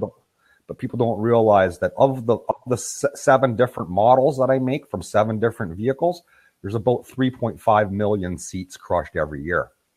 So that's why I'm going to call the line of seats too plush to crush. So you're taking the car seats out and reconditioning them, putting new finishes on them. Yeah, I search through wrecking yards, and when I see a nice leather seat like you see in the background there, oh yeah, that's like gold to me. You know, so I'll spend $20 to $30 to buy that seat because they give me deals because I buy, you know, lots of different seats, lots of them in quantity. And I put a base that's worth about $70 on it. So I've got maybe $100 plus my time. And it's easily a $400 or $500 chair. Oh, yeah. And I'm sure that if the recyclers pull those out for like cars too, you know, secondary parts that they recycle. Yeah. I mean, if I can create enough demand for it, then I'll have to work more diligently to set up my collection process, you know, to scale the business. And I'll start hopefully working with some big corporations. Yeah, it sounds like a good business. What'd you do? You know, I just put a link in your Twitter account if you want to come up on timelines because your sound is good. Oh, really? Thank you. I do like this mic though. Once people learn to use it, Piper is just on it for the first time. It's the ATR 2100. It's $52. You get a little stand with it. Right. If you just buy that and plug it in initially, and then the next thing to buy would be this stand here. Well, I'm glad you're mentioning that because my thing is I'm going to be doing tutorials kind of on Blab. Mm-hmm. Right in front of you, I'll show you how quick and easy it is to assemble and make a seat. Let me tell you the other thing I'm working on, which is a challenge for me, which has been a lot of work. It's called LMS, Learning Management Systems. Okay. And it's the idea of making tutorials, not just on YouTube, but to organize them on a website and a system so people can learn. So it's the video, the PDF, and then, you know, video PDF. You can actually sell those once you get going and set that up. No kidding, really? You could make a little course on what you're doing. I'm sure people would buy it. It might be $50, $70, but you have to host it. So I'm trying to work on those areas too. I've been working for 2 years on this business, this new media business. And there's so much potential, and it's people like yourself teaching a skill set that, you know, the process, and you're going to give away all your tricks though. Yeah. I mean, that's my whole thing. I thought for the first couple of years I was developing products, I kind of kept it to myself. I was afraid someone was going to steal my idea. Yeah. And then I started realizing if I'm going to do what's greenest and what's best for the world and people, I got to teach people. I can't just hoard my idea. The first thing people always say to me is, oh, you've got to patent that, Dave. And I mean, that's not my intent. My intent is to say, what if someone steals your idea? I've got hundreds of designs I can make out of waste. What I do is specialize in automotive waste. But then I combine that automotive waste with the best of other waste, like skid wood and different things. But yeah, I specialize in how to use everything from the bed liner out of a truck to the leather and seats to the roof racks to, I mean, I make hot dog roasters out of antennas. You know? I like doing, I used to build, like I said, I built subdivisions, and I like, you know, especially cabins. I like building things and making them nice with leftovers. It's kind of fun. It's awesome when you use your, hey, Michelle, it's Michelle, right? Is it Michelle? No, Michael. Michael. Sorry, I'm not good. I know everybody does that all the time. Sorry about that, Michael. M-I-C-H. I thought I said Michael myself. Okay, Michael. Sorry about that. You had to have seen Michael before. He's a blabaholic. I look at your. No, all I had to do is look at you and look. I see you're branded well, Michael. Well, not really. It's McCutcheon brand. What's the brand? What is it? What's the brand? It's a band line. That's good. That's good. Yeah. It's good colors. Blue and yellow really stand out well. No, how are you? I'm doing good, Michael. How are you? I'm incredible. Yeah, you always are. Well, I've seen you. I've heard you because I've heard you're incredible. Yeah. Incredible day. I am absolutely phenomenal. He does a lot of stuff around making things easier for disabled people, like businesses, and isn't that what you're kind of an advocate for, Michael? Yeah, I am. Yeah, I was thinking my seat could be good for disabled people. You know, nice high back, and they recline. It might be good for people that had bad backs and things. Yeah. So anyway, it's 10:30. I'm going to be sort of finishing up. It was an interesting episode today. I think people are very interested in this, and what you're doing in business too. And Michael, what you're doing is very good too, to make more accessibility. Because I'm always trying to figure that out online too, with the colors and the systems. I'm just wondering, am I coming through okay? Very, very good. What type of equipment are you using? I'm using a snowball. A notebook? No, I have an iMac.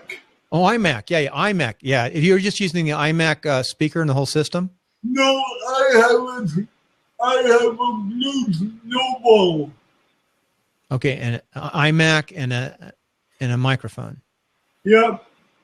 That's good. You're coming out fine. The only thing I'd say, you're a little bit back. Your color is good on your face, and I'm not great, but you're a little bit backlighted. Dave, you're looking really good. I really like your colors are rich. Maybe it's reflecting the room you're in. Yeah, I've got a window right to the left of me, so that's natural light. I've got to clean up my background a little bit, but yeah, I'm always struggling because I've got this high-speed little adjustment system, and it's actually hard to get it adjusted right and get a good picture. I have really high-speed internet. So I can change the gain a little bit here. But it changes the lights changing too. I've got windows, so it's very good. But yeah, I sent you on your Twitter account. I sent you a link for come up on the. I'm always looking. I do a daily show, so I'm trying to line up people. You know, I've got this week all panned out. Next week is not. I'm trying to go down. Since you're a bit of an upcycler, Bill, what I'll do is I'll bring on some materials. I mean, you can try to figure out what we can make out of it. That's the funnest thing that I enjoy. I think you said that too. Before 9/11, I was vice mayor of Modesto, and we have one of the type recycling cities in California. And the main way we recycled actually was green waste. We picked up all the clippings, all the tree clippings, all that, and put them in a separate bucket. A lot of folks don't do that. And then we made mulch out of that. And we actually put cardboard in there too. Cardboard, mulch, and wood, and natural products, and we mulch them, and we sell that mulch back, and it worked very well. We'd also hook it, and we were signed off to do this, but we'd take the sludge out of the sewer, blend that, and heat it up, and it was fine. Yeah, that's why we were one of the top cities in California, one of the very best. And then our bottles, what we did is we did only 2 cans, but we would sort all of our trash and pull out all the bottles and materials. I like to build stuff too, but to build stuff and make it look nice is the art. It's tough. I mean, but what I do, my big advantage is I'm working with the most premium waste in the world. Yeah. Okay. Well, people are making things out of pop bottles and skid wood and tires. I'm making them with reclining leather seat. Okay. That's your main product is the leather seat. That's my main product. I've been developing products for 5 years and I haven't beat the seat yet. Do you have a website? Yeah, it's ultimateupcyclers.com. Let me find this. I'm still developing it. I'm working on it. I've got to get my shop done and make more content and create videos. And that's why I'm on Blab a lot. I'm trying to learn all these different facets. On top of being an expert on how to reuse waste, I've got to be an expert on how to market these things. You know, me too. The marketing, and I've been in marketing, and the new world of marketing is changing. Like I said, I sold insurance had my own insurance agency for 20 years and used all traditional forms of marketing. But so they never really wanted to get into social media marketing, and I found it very interesting. So that's when I left the insurance company and decided to break out into my own business where I can change the world. So I just put your website up, and I dropped the link. It's good you had the pictures. Yeah, you're starting on that website. It's starting to get there. Yeah, I mean, I'm not the best speaker in the world and things, but I am unique. There's nobody else in the world that increases the value of waste as quickly as me. And people look at me and say, geez, maybe it's just a hobby you're doing, Dave. No, I'm trying to develop a system that leads to what I call mass diversion of waste, making tens and thousands of seats. On your graphic is nice on your logo, but I don't think it relates real fast. It's hard to see what it is. I've been thinking of rebranding it, right? You know, it looks nice. Now. Yeah, I mean, it's cool and it looks different, but it's hard to get it on shirts and hats and putting it like on the headrest. On my headrest, you know, it'd be great that I could put it there. So, you know, I that's why I think I'm going to brand the seats themselves too plush to crush. Yeah, and I'll use a 2P 2C type of logo for that. But because I do so many different products, I wanted to be the ultimate upcyclers because it brings other people can be ultimate upcyclers and build a tribe that way was my concept. But, you know, try to find a short VRL these days that's not taken, it's really hard. Well, what I'd like to do is figure out how to get this learning management system in place and team up with people like you and create a course and then just split the revenues. Because there's a lot of things you have to do behind the scenes to make a really good course. There's so much, putting it together, creating the video. I really could use the help of somebody with your technical knowledge to facilitate that. There's another show I want to do too, Bill. It's called Darts with Dave. I'm a darts fanatic. Dude, you can make money teaching how to do darts. Yeah, but what I want to do is I want to use the 4 screens of Blab to broadcast darts all over North America. So I got to create a product that will hold three different cell phones. One that points at the board, one that points at the chalkboard, and one that points at the player throwing towards the board. And of course, if somebody had that apparatus to set those up, easy, they could put it at any tournament in North America, and I could commentate that tournament by watching Blab, and I could have the last open seat, and I could commentate it for them, and I could help to spread North American darts, right? Usually I have it with me, but there's a little $10 item you buy. It clamps on here and here, yeah, right? And you just stick it on a tripod. It's really simple. And you can actually have a remote control on them too. I don't have it. I'm not in my normal office right now, which is one of my bedrooms. My first instinct is to make the product out of waste. Okay. So what I could use to mount the phones on is the rear view mirrors. Rear view mirrors are on a pivot. So if I can mount those and I can get that rear view mirror to hold the phone, now you've got a pivot on a tripod. Yeah, you just have to get that little connector there, and it's simple. So now I just got to figure out what piece of waste I'm going to use to mount the rear view mirrors. See, these are products we could have a show where creative people could come on and help me design products. Yeah, I agree. That's one thing about Blab you can learn from Blab. Yeah, I'm sorry. That's how I can help people see waste in a new way. I've got a design philosophy that I've taught myself, and I always try to meet the same criteria. So when you follow this criteria, it really does help you see waste in a new way, like no one else has ever done before. Well, it's a little after 10:30. Sign up for my show. Come on up. The only thing I suggest you do down the road is, if you're going to get serious in this, slowly. I mean, you sound fine now. Whatever you're using sounds fine. And your color is excellent on your camera, and it's about the right level too. And you're unlike me, you're actually looking into it. Is maybe consider eventually getting a microphone and then practicing with that microphone to get the best. I definitely need to do that. But what I was going to ask you is, I'm going to have like a table in my background. It's pretty good right now. A table in my background, and I'm going to want to shoot from maybe a higher angle, and maybe use a separate camera for the close-up work that I do. Yeah. Like this. Let me do something. Watch this. I got to make sure I got to mute real fast here. So hold a second.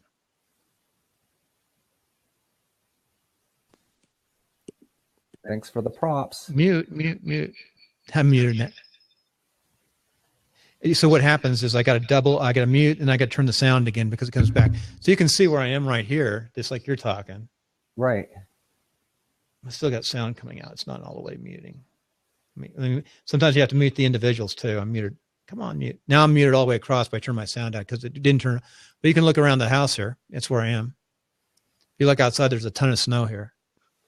About 5,000 feet. That's awesome, Bill. That's exactly what I need to be. So that's my front room. You can see how I'm set up. Oh, you had to log on under your personal account, right? Yeah. Okay. See like that? It's just another side. Cool. See the equipment. This is the thing I like. This is, you sound really good. What type of microphone and earpiece are you using? Because that actually is good enough. I know. It's like my wife bought these better headphones for me because, the Apple ones don't really stick in your ear very good. And the biggest thing I hear a scratch. I hear a tick, tick, tick scratch right here when it hits. So what kind of microphone is it? Because I think it's good. It's good enough. I don't even know what it is. So you can hear the scratch there when you touch it. Yeah, I'm not too sure, but I think my wife spent about $40 on them. See, I should send this back here so people can see what we're looking at. No, I can actually show folks what we're looking at here when we look at stuff, or people's websites. I could focus on the website. Yeah, so I would want to do a full shot of like from my waist up in my background here of me making a seat, say. But then if I wanted to show people exactly the fine things that I'm doing, I have a separate account. I could use my Darts with Dave account. Hey, there's the start of there's the start. This is one of the many things you have to do when you set up a course is have a shopping cart. And there's the start of my shopping cart I've been testing. So tell me, I know you got to go, Bill, but tell me a little bit more how it's going to, this is your whole focus of what you want to accomplish. Well, I had a marketing company with our real estate company and our construction. So we ran inside marketing. So I learned a lot about marketing, but then I learned this new media has changed so much. And I think this is good. What you just said, I should be doing this at every show and having it on like this so people can see stuff. Yeah. So after 2 years of hard work, I got to figure out if I want to do this profession. I have a military retirement, but we've changed and relocated, and I'm not running a big business like I used to. So, and I've got kids who are 13 and 15, very expensive too. They're gymnasts. Well, my daughter's a gymnast. She's 15, and now she teaches gymnastics to the kids. Oh, 15? That's good. My daughter, yeah. Still competing? No, she doesn't compete anymore. She's went to the coaching side. Yeah, my older daughter is 15 and a half, and she's having some problems because different kids are different. But my 13-year-old just went to New York and won the level 8, won the Manhattan Classic overall. That's what you were saying. She had nines plus and everything. And on level 7, and she's 13 years old, and she competes 13 to 16. At level 7, at 12, she was number 1 in the Southwest on bars, number 3 overall.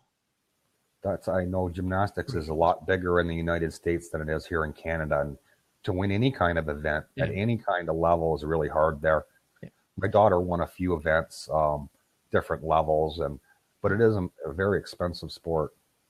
Yeah, it's so anyway, that's the no, I like to find out what kind of mic you're using because that is very good. The biggest thing is it doesn't scratch. Maybe because it's on your shirt down here, we're getting really good sound. It's buffering it.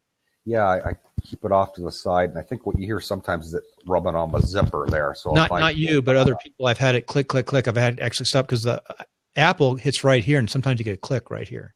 I think my room itself is good acoustically too because of all the seats I've got in here, and it's a big room full of furniture. This is where I need to stand.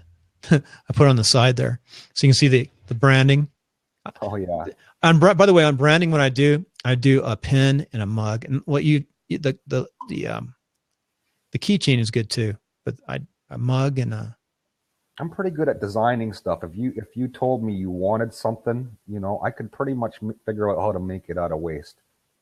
That'd be interesting to figure out what you could do. I'm trying a mug. You can't make you could hone a mug, but it's hard to make a porcelain mug. And I could make you a beautiful bleach dye T-shirt, right, with your logo on it, like really cool looking bleach dye, yeah, 70s style T-shirt.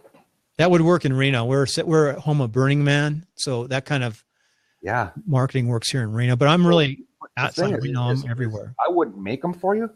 In 10 minutes, I teach you how to do it yourself. I like this view. How do you like the view right there? So you see all the different things going on. Yeah, I never realized you had all that going on. Just thought you had a nice buffet. All this stuff. I'm in the front room right now. Normally, I'm not in the front room. In fact, I got to get off so they can start doing the dishes and making some noise. I'm just going to let you do one more test for me. I'm going to pull the headphone and just see tell me what. I'd love to do tests. I'll do 10 minutes of tests if you want tests. I'd love to test this stuff. Yeah, I want to take my mic this out and I want to see if I'm standing back.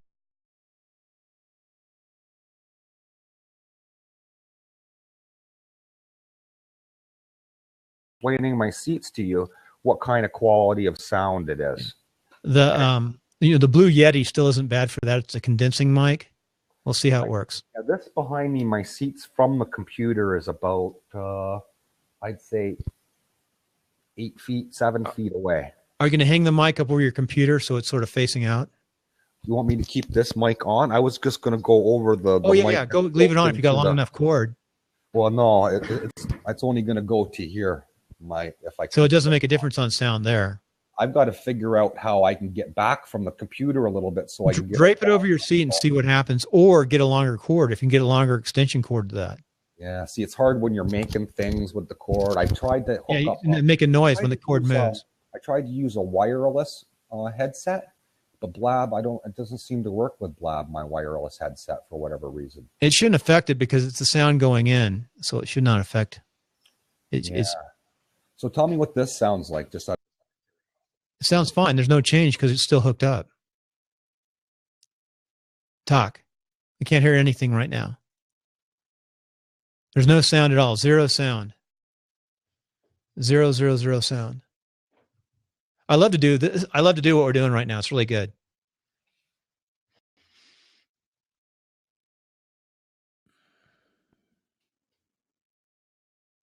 Nope, can't hear anything. We've lost your sound now.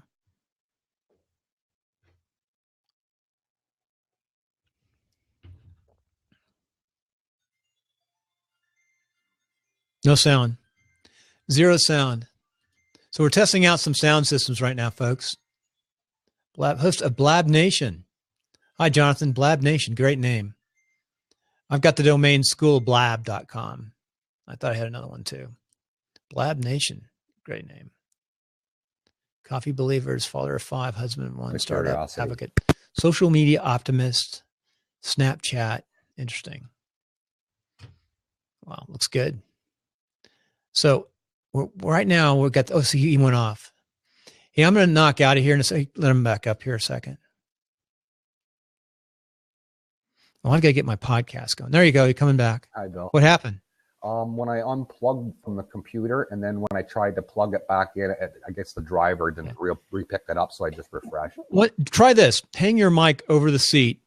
Just hang it over and walk back, and I'll give you a sound check. Keep on talking. Go 1, 2, 3, 4, 5. Talk. Keep on talking. Testing 1, 2, 3. Testing. Okay, keep on. Can you hear me okay? No, you're. It's like a condensing mic. We're just picking up sound. It's not picking up enough. Right, I can't hear you. I got to be able to pick up sound, so I might need an overhead mic to come over where I'm doing. You can put your speaker on your computer, and it won't affect Blab. Blab's pretty good about that. What's that again, Bill? You can put your speaker on where you have the sound coming out of your computer, and still use the mic off of that. You can go up and set your mic on your systems. If you're using Windows 7 or 8 or 10, you can set it to different microphones, and you can have a separate, you can have the speakers on your computer and use the microphone off of your system there, and then test it, and it should work okay. And that's in the settings? Yeah, but you need to get something so you can walk around and talk. And there's stuff out there. And I like how, and see the concept when you used your separate account to open that other screen. That's what I want to do with Darts with Dave. If you look at that account, it's the political one. It's called Meet the Voter. I have a show on Sunday nights called Meet the Voter, meetthevoter.com. Oh, neat. So we talk. We've had actually the most we've ever had. We've had 600 people live come through on Blab. Right. We had 2,700 rewatch. With the Meet the Voter. Top show. It's a political show. It's top show. What? I love American politics. They're crazy right now. I'm trying something on iTunes. Is a little different than, I don't know if anybody done this. I do a 7-day-a-week show, but it's got different flavors on different days. Most of it's interviews and about people. Right. But then on Saturday mornings, on Thursdays, we talk about WordPress with some WordPress folks. Excuse me, we talk about marketing and real estate on Thursdays with a guy who's building a SaaS product. And then on Saturday, we talk about WordPress and we review other people's WordPress sites. And then on Sunday, we do Meet the Voter. They're all different websites, but it's the same feed coming through every day on timelines and Apple. I'm actually going to get my own app for the feed as opposed to worry about Apple.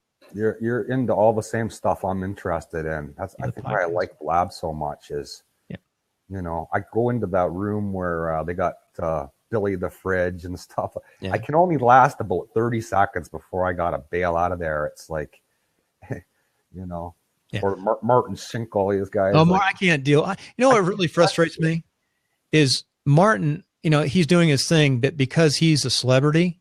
Right. And he's, you know, he jacked up the cost of and made, you know, entrepreneurs and business people look back by the way he acted. He's got a huge following, and that sort of frustrates me a little bit. I'd love to interview him. Yeah, it's society is very strange. Yeah, it's very, very strange who gets what, and that politics is a blend of that too. It goes over, and that's another issue. I mean, he seems to be an okay guy to watch him a little bit, but I just don't see why people would spend any time really on that station. I think it's the younger crowd, and they're used to that kind of thing on Periscope, and you know they're bringing a lot of their Periscope followers over. And but to me, it's very shallow, and I don't have the attention span to take more than a minute. But I keep going in there like a like a bad habit to just see what all the interest is about. You know? Yeah, it's curiosity that drives you in there, and I do the same thing. I jump in there and look at it for about 2 seconds and get out of there. What am I missing? Do I need to build things out of waste and act all goofy? I accidentally clicked to go in a room last night, and it was somebody doing a radio show, and they were acting really weird, and I was obviously really out of place, eh? Well, stay in touch. When you figure it out, tell me so we can get this thing going. And but I'm working a lot of things. It's hard. It takes a lot of work. The online training and education, I think, is important. I think you could take somebody like you and I think you can do it with the iPhone. By the way, the iPhone 6, you could do all your video with that. I believe, right. And the right mics and stuff like that. Just inch by inch is the cinch. Yeah, I've got a DSLR camera, and if you look at my website, you see I taught myself how to do infinity white background photos of my products, and I've got to go. You have to teach us about that. Hey, come on up. Hey, sign up. I just dropped my link in your a Twitter account. Okay. And my email is. Let me put my email in. Yeah, so I could shoot you guys what my upcycled infinity white background studio looks like. I'd like to see that. On the wall. I mean, yes. I used all shop lights and fluorescent lights and a couple great big shop lights that used to be in a factory, and I hung them off of some stuff that I got of an old Zellers.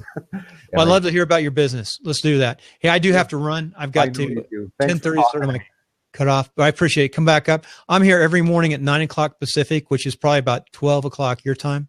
Perfect. Yeah. So in the afternoon. Bill for me. Thanks. I appreciate it very much. And it has been an interesting morning. So. All right. You take care, Bill. I appreciate all your feedback, and I'll jump in again sometime. Yeah, I'm just trying to make sure we got all our notes here. And also you can go into the notes. So I appreciate it very much. One thing that I think is good is putting your name. I know it's Scott, Mike. I know your name. Dave, sorry. Dave. Somehow put the name on Blab to get more. It's Dave because you pull up Blab and you find Dave Watson. So. Yeah, my first thing I put in my thing, the thing is I'm trying to brand Ultimate Upcyclers and my show Planet Upcycle. Well, what you could do is maybe put your name, your first name, and then put parentheses, Ultimate Life Cycle, like I have Bill. And Wizard was given to me by these guys from WordPress programmers because I helped them start a podcast. And these really brilliant, incredible programmers couldn't figure out how to do a podcast and do the RSS feed. Good suggestion. I should put Dave right in brackets after Ultimate. And then put your brackets afterward. I think that's a good way to brand. I just thought of that. I mean, this is an accident. I know. What I have. Like when you weren't on Blab and it wasn't interactive, it didn't matter very much. But now everyone wants to know your name without having to pop things down. But I know Podcasters Home was my first stuff I was developing, but now I think there's something better than just podcasting. You got to start with Blab. Yeah, right. Well, like I said, I'd even like to come on your show about Meet the Voter and give my insights from a Canadian perspective. Oh, yeah, you're welcome. We'll have you up as a Canadian, what you think is going on. That'd I got some pretty interesting theories on politics. You have interesting politics up there, too. And was it Toronto where you had the mayor? Was the mayor of Toronto? Oh, that's the big news we had. Yeah, when he turned into a crackhead. Yeah, he was hysterical. He was good entertainment. Yeah. That's it goes back to the Martin Schinkel thing. People remember and want to watch train wrecks. He was a wreck. Right? Everybody remembers and watches a train wreck. I don't know if it makes us feel more normal or something. I understand he's got cancer now. Does he? Something like that, yeah. Oh, yeah, he had a problem, and that was quite the drama. Yeah, I'm still trying to figure out how people get elected. I've been working on it a long time. Some of them are the best marketers. I might not think Donald Trump is maybe, totally all there, but he's the best marketer out of all of them, and he probably will be president. Now, I would say Jeb Bush has done the worst marketing on this cycle.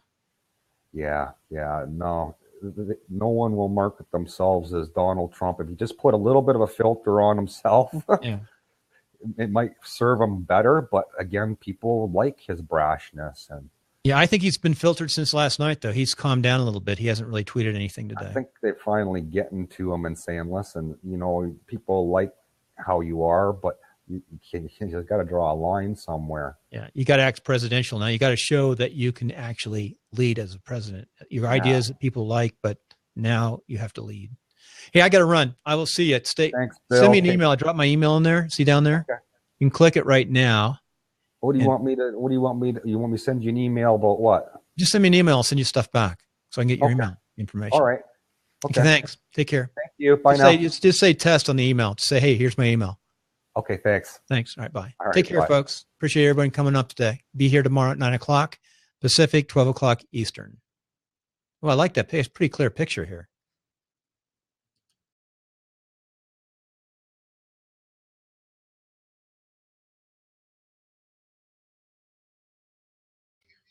Yeah, you know, it's funny. Every time I hear you, I got to mute you over here, though. I can hear you on this side. Well, okay. It's funny. I can hear you on this phone, but I can't hear you on this one. All right, so I'm coming up black. Why is that? I need you. I can hear you. I can hear you through here, but I can't hear you through here. This one over here. Wait a minute. Okay, fine. That is so strange. Okay, folks, this is a new Blab.ism. I can hear him on this phone because I have him unmuted. I'm gonna refresh because but it doesn't make sense. Why can I not hear you on this thing? I can't hear him through here. Watch. Can't. I'm pointing. All right, you've refreshed. That is weird. All right, there we go. All right, how about now? I got to mute you over here. Yeah, well, you know what? I could hear you through here, but I couldn't hear you through the iMac. And then, are you hearing me? Good. I still want you to get one of these. Get your phone thing. Is that working? Yeah, it's fine. It's crazy. Yeah, no, it was crazy. It was picking up my other camera. I couldn't get this one on. The sound was spoofy.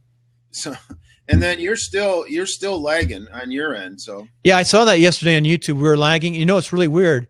My guest Steve sounded okay yesterday, but I had to do some on the podcast. It came out fine, but I had to do some work on the podcast. Yeah, no, I mean, like you said, it's a podcast. It's no big deal. But when you're live, yeah, you gotta. Hey, buy this foam thing right here. You sound good now, but this foam thing will help. It's $3. I'll get out there and get it. I don't leave the house. Well, the only time go I to leave Amazon.com and buy it for $3 and it'll eventually get to you. Yeah, I probably should do that because my wife works right across from Best Buy, but I never get over there. No, I don't go over there. Just buy it on Amazon. Yeah, have it delivered. Right. Do you have an Amazon Prime account? Yep. Mm-hmm. Yeah, I don't know if it's on Prime for $3, but what they do is they usually send it when you send something else on Prime. But right, just said if you bought this, buy this. Yeah. I'm still on. I'm supposed to be off right now. Well, let me just ask you too. Did you? What happened with Hillary and the other one? Has that been decided? I can't find anything. They flipped a coin. Hey, I lied. I was supposed to be off of here. Yeah, Bill. Well, you're gonna fix. But Dave, you're gonna put your name up there in the front. We just figured out a new way to brand. You could put your first name up in the front and then your company right behind it. See, I'm like Bill Conrad Wizard. I should be putting my company name like Netcasting 101 afterward. So no, I know you wanted to get off. I just saw you were still on, and I wanted to see if my everything was working. It looks like it is. So. Hey, I need some help out there, folks. I want to keep this daily going, and maybe you can take over, Mike. But I'm pre-record the podcast.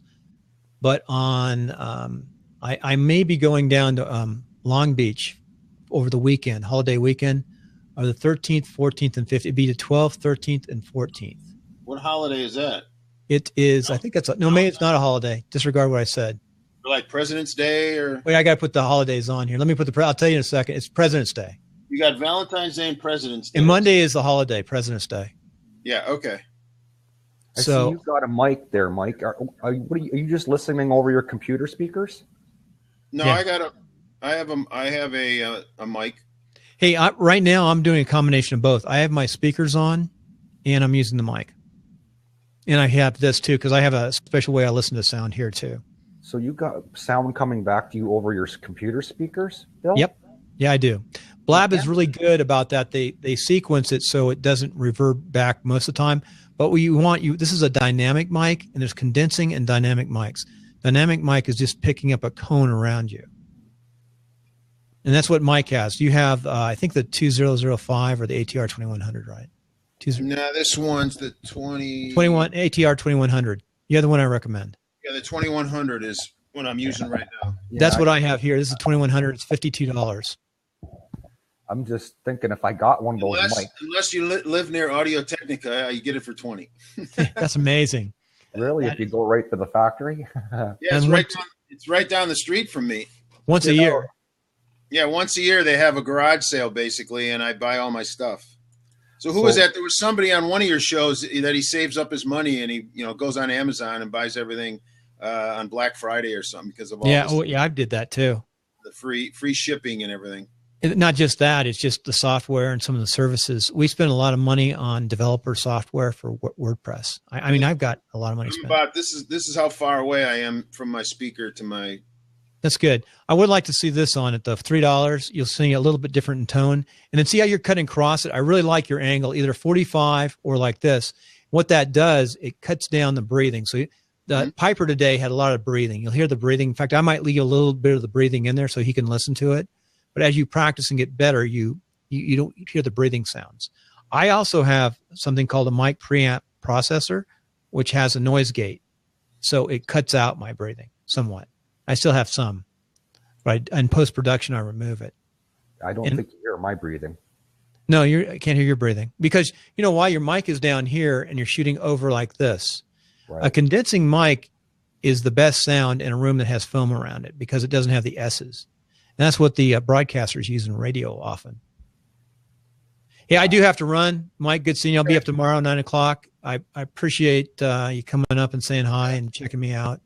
No, I was listening to you guys and Ultimate Up Cyclers. I heard some part of yours, but I was having all kinds of issues there. So pretty neat stuff. So I will check all you guys and see you later. I'm going to play around my name too and see what I can put up there with the business and just say Bill and put Netcasting 101. Yeah, as for using the dual camera system. I didn't realize you talked so much with your hands, Bill, until you put that up there. Well, too, Bill, what's his name? Rob probably help you with that. I mean, why don't you get a lower third? So no, I don't want lower thirds. Okay. I want to keep this pure because when you put an emulator on where you're emulating your sound, you're reducing your quality of the sound for the podcast. Gotcha. Okay. So I don't want anything to screw up my sound for the podcast. Well, I knew. I stopped using it because it was jacking mine stuff around. So. You do not want to use Cam Twist for sure if you got a Mac. Do not use that. That's terrible. I'm a PC guy, so yeah, PC has some better tools. Playing with ManyCam, but I wasn't really happy with ManyCam either. I think I had ManyCam and I pulled that off too. If you want to do it, just get another phone like this and hook it up and look. Wow, but the quality is really good from those phones. Yeah. Yep. So no, you can't beat using phones now. All right. We're on a ship. Bye. Nice meeting you. I'm out. All right. Thank you guys. We're really out this time. Yep. Bye. Okay. Thanks. Bye.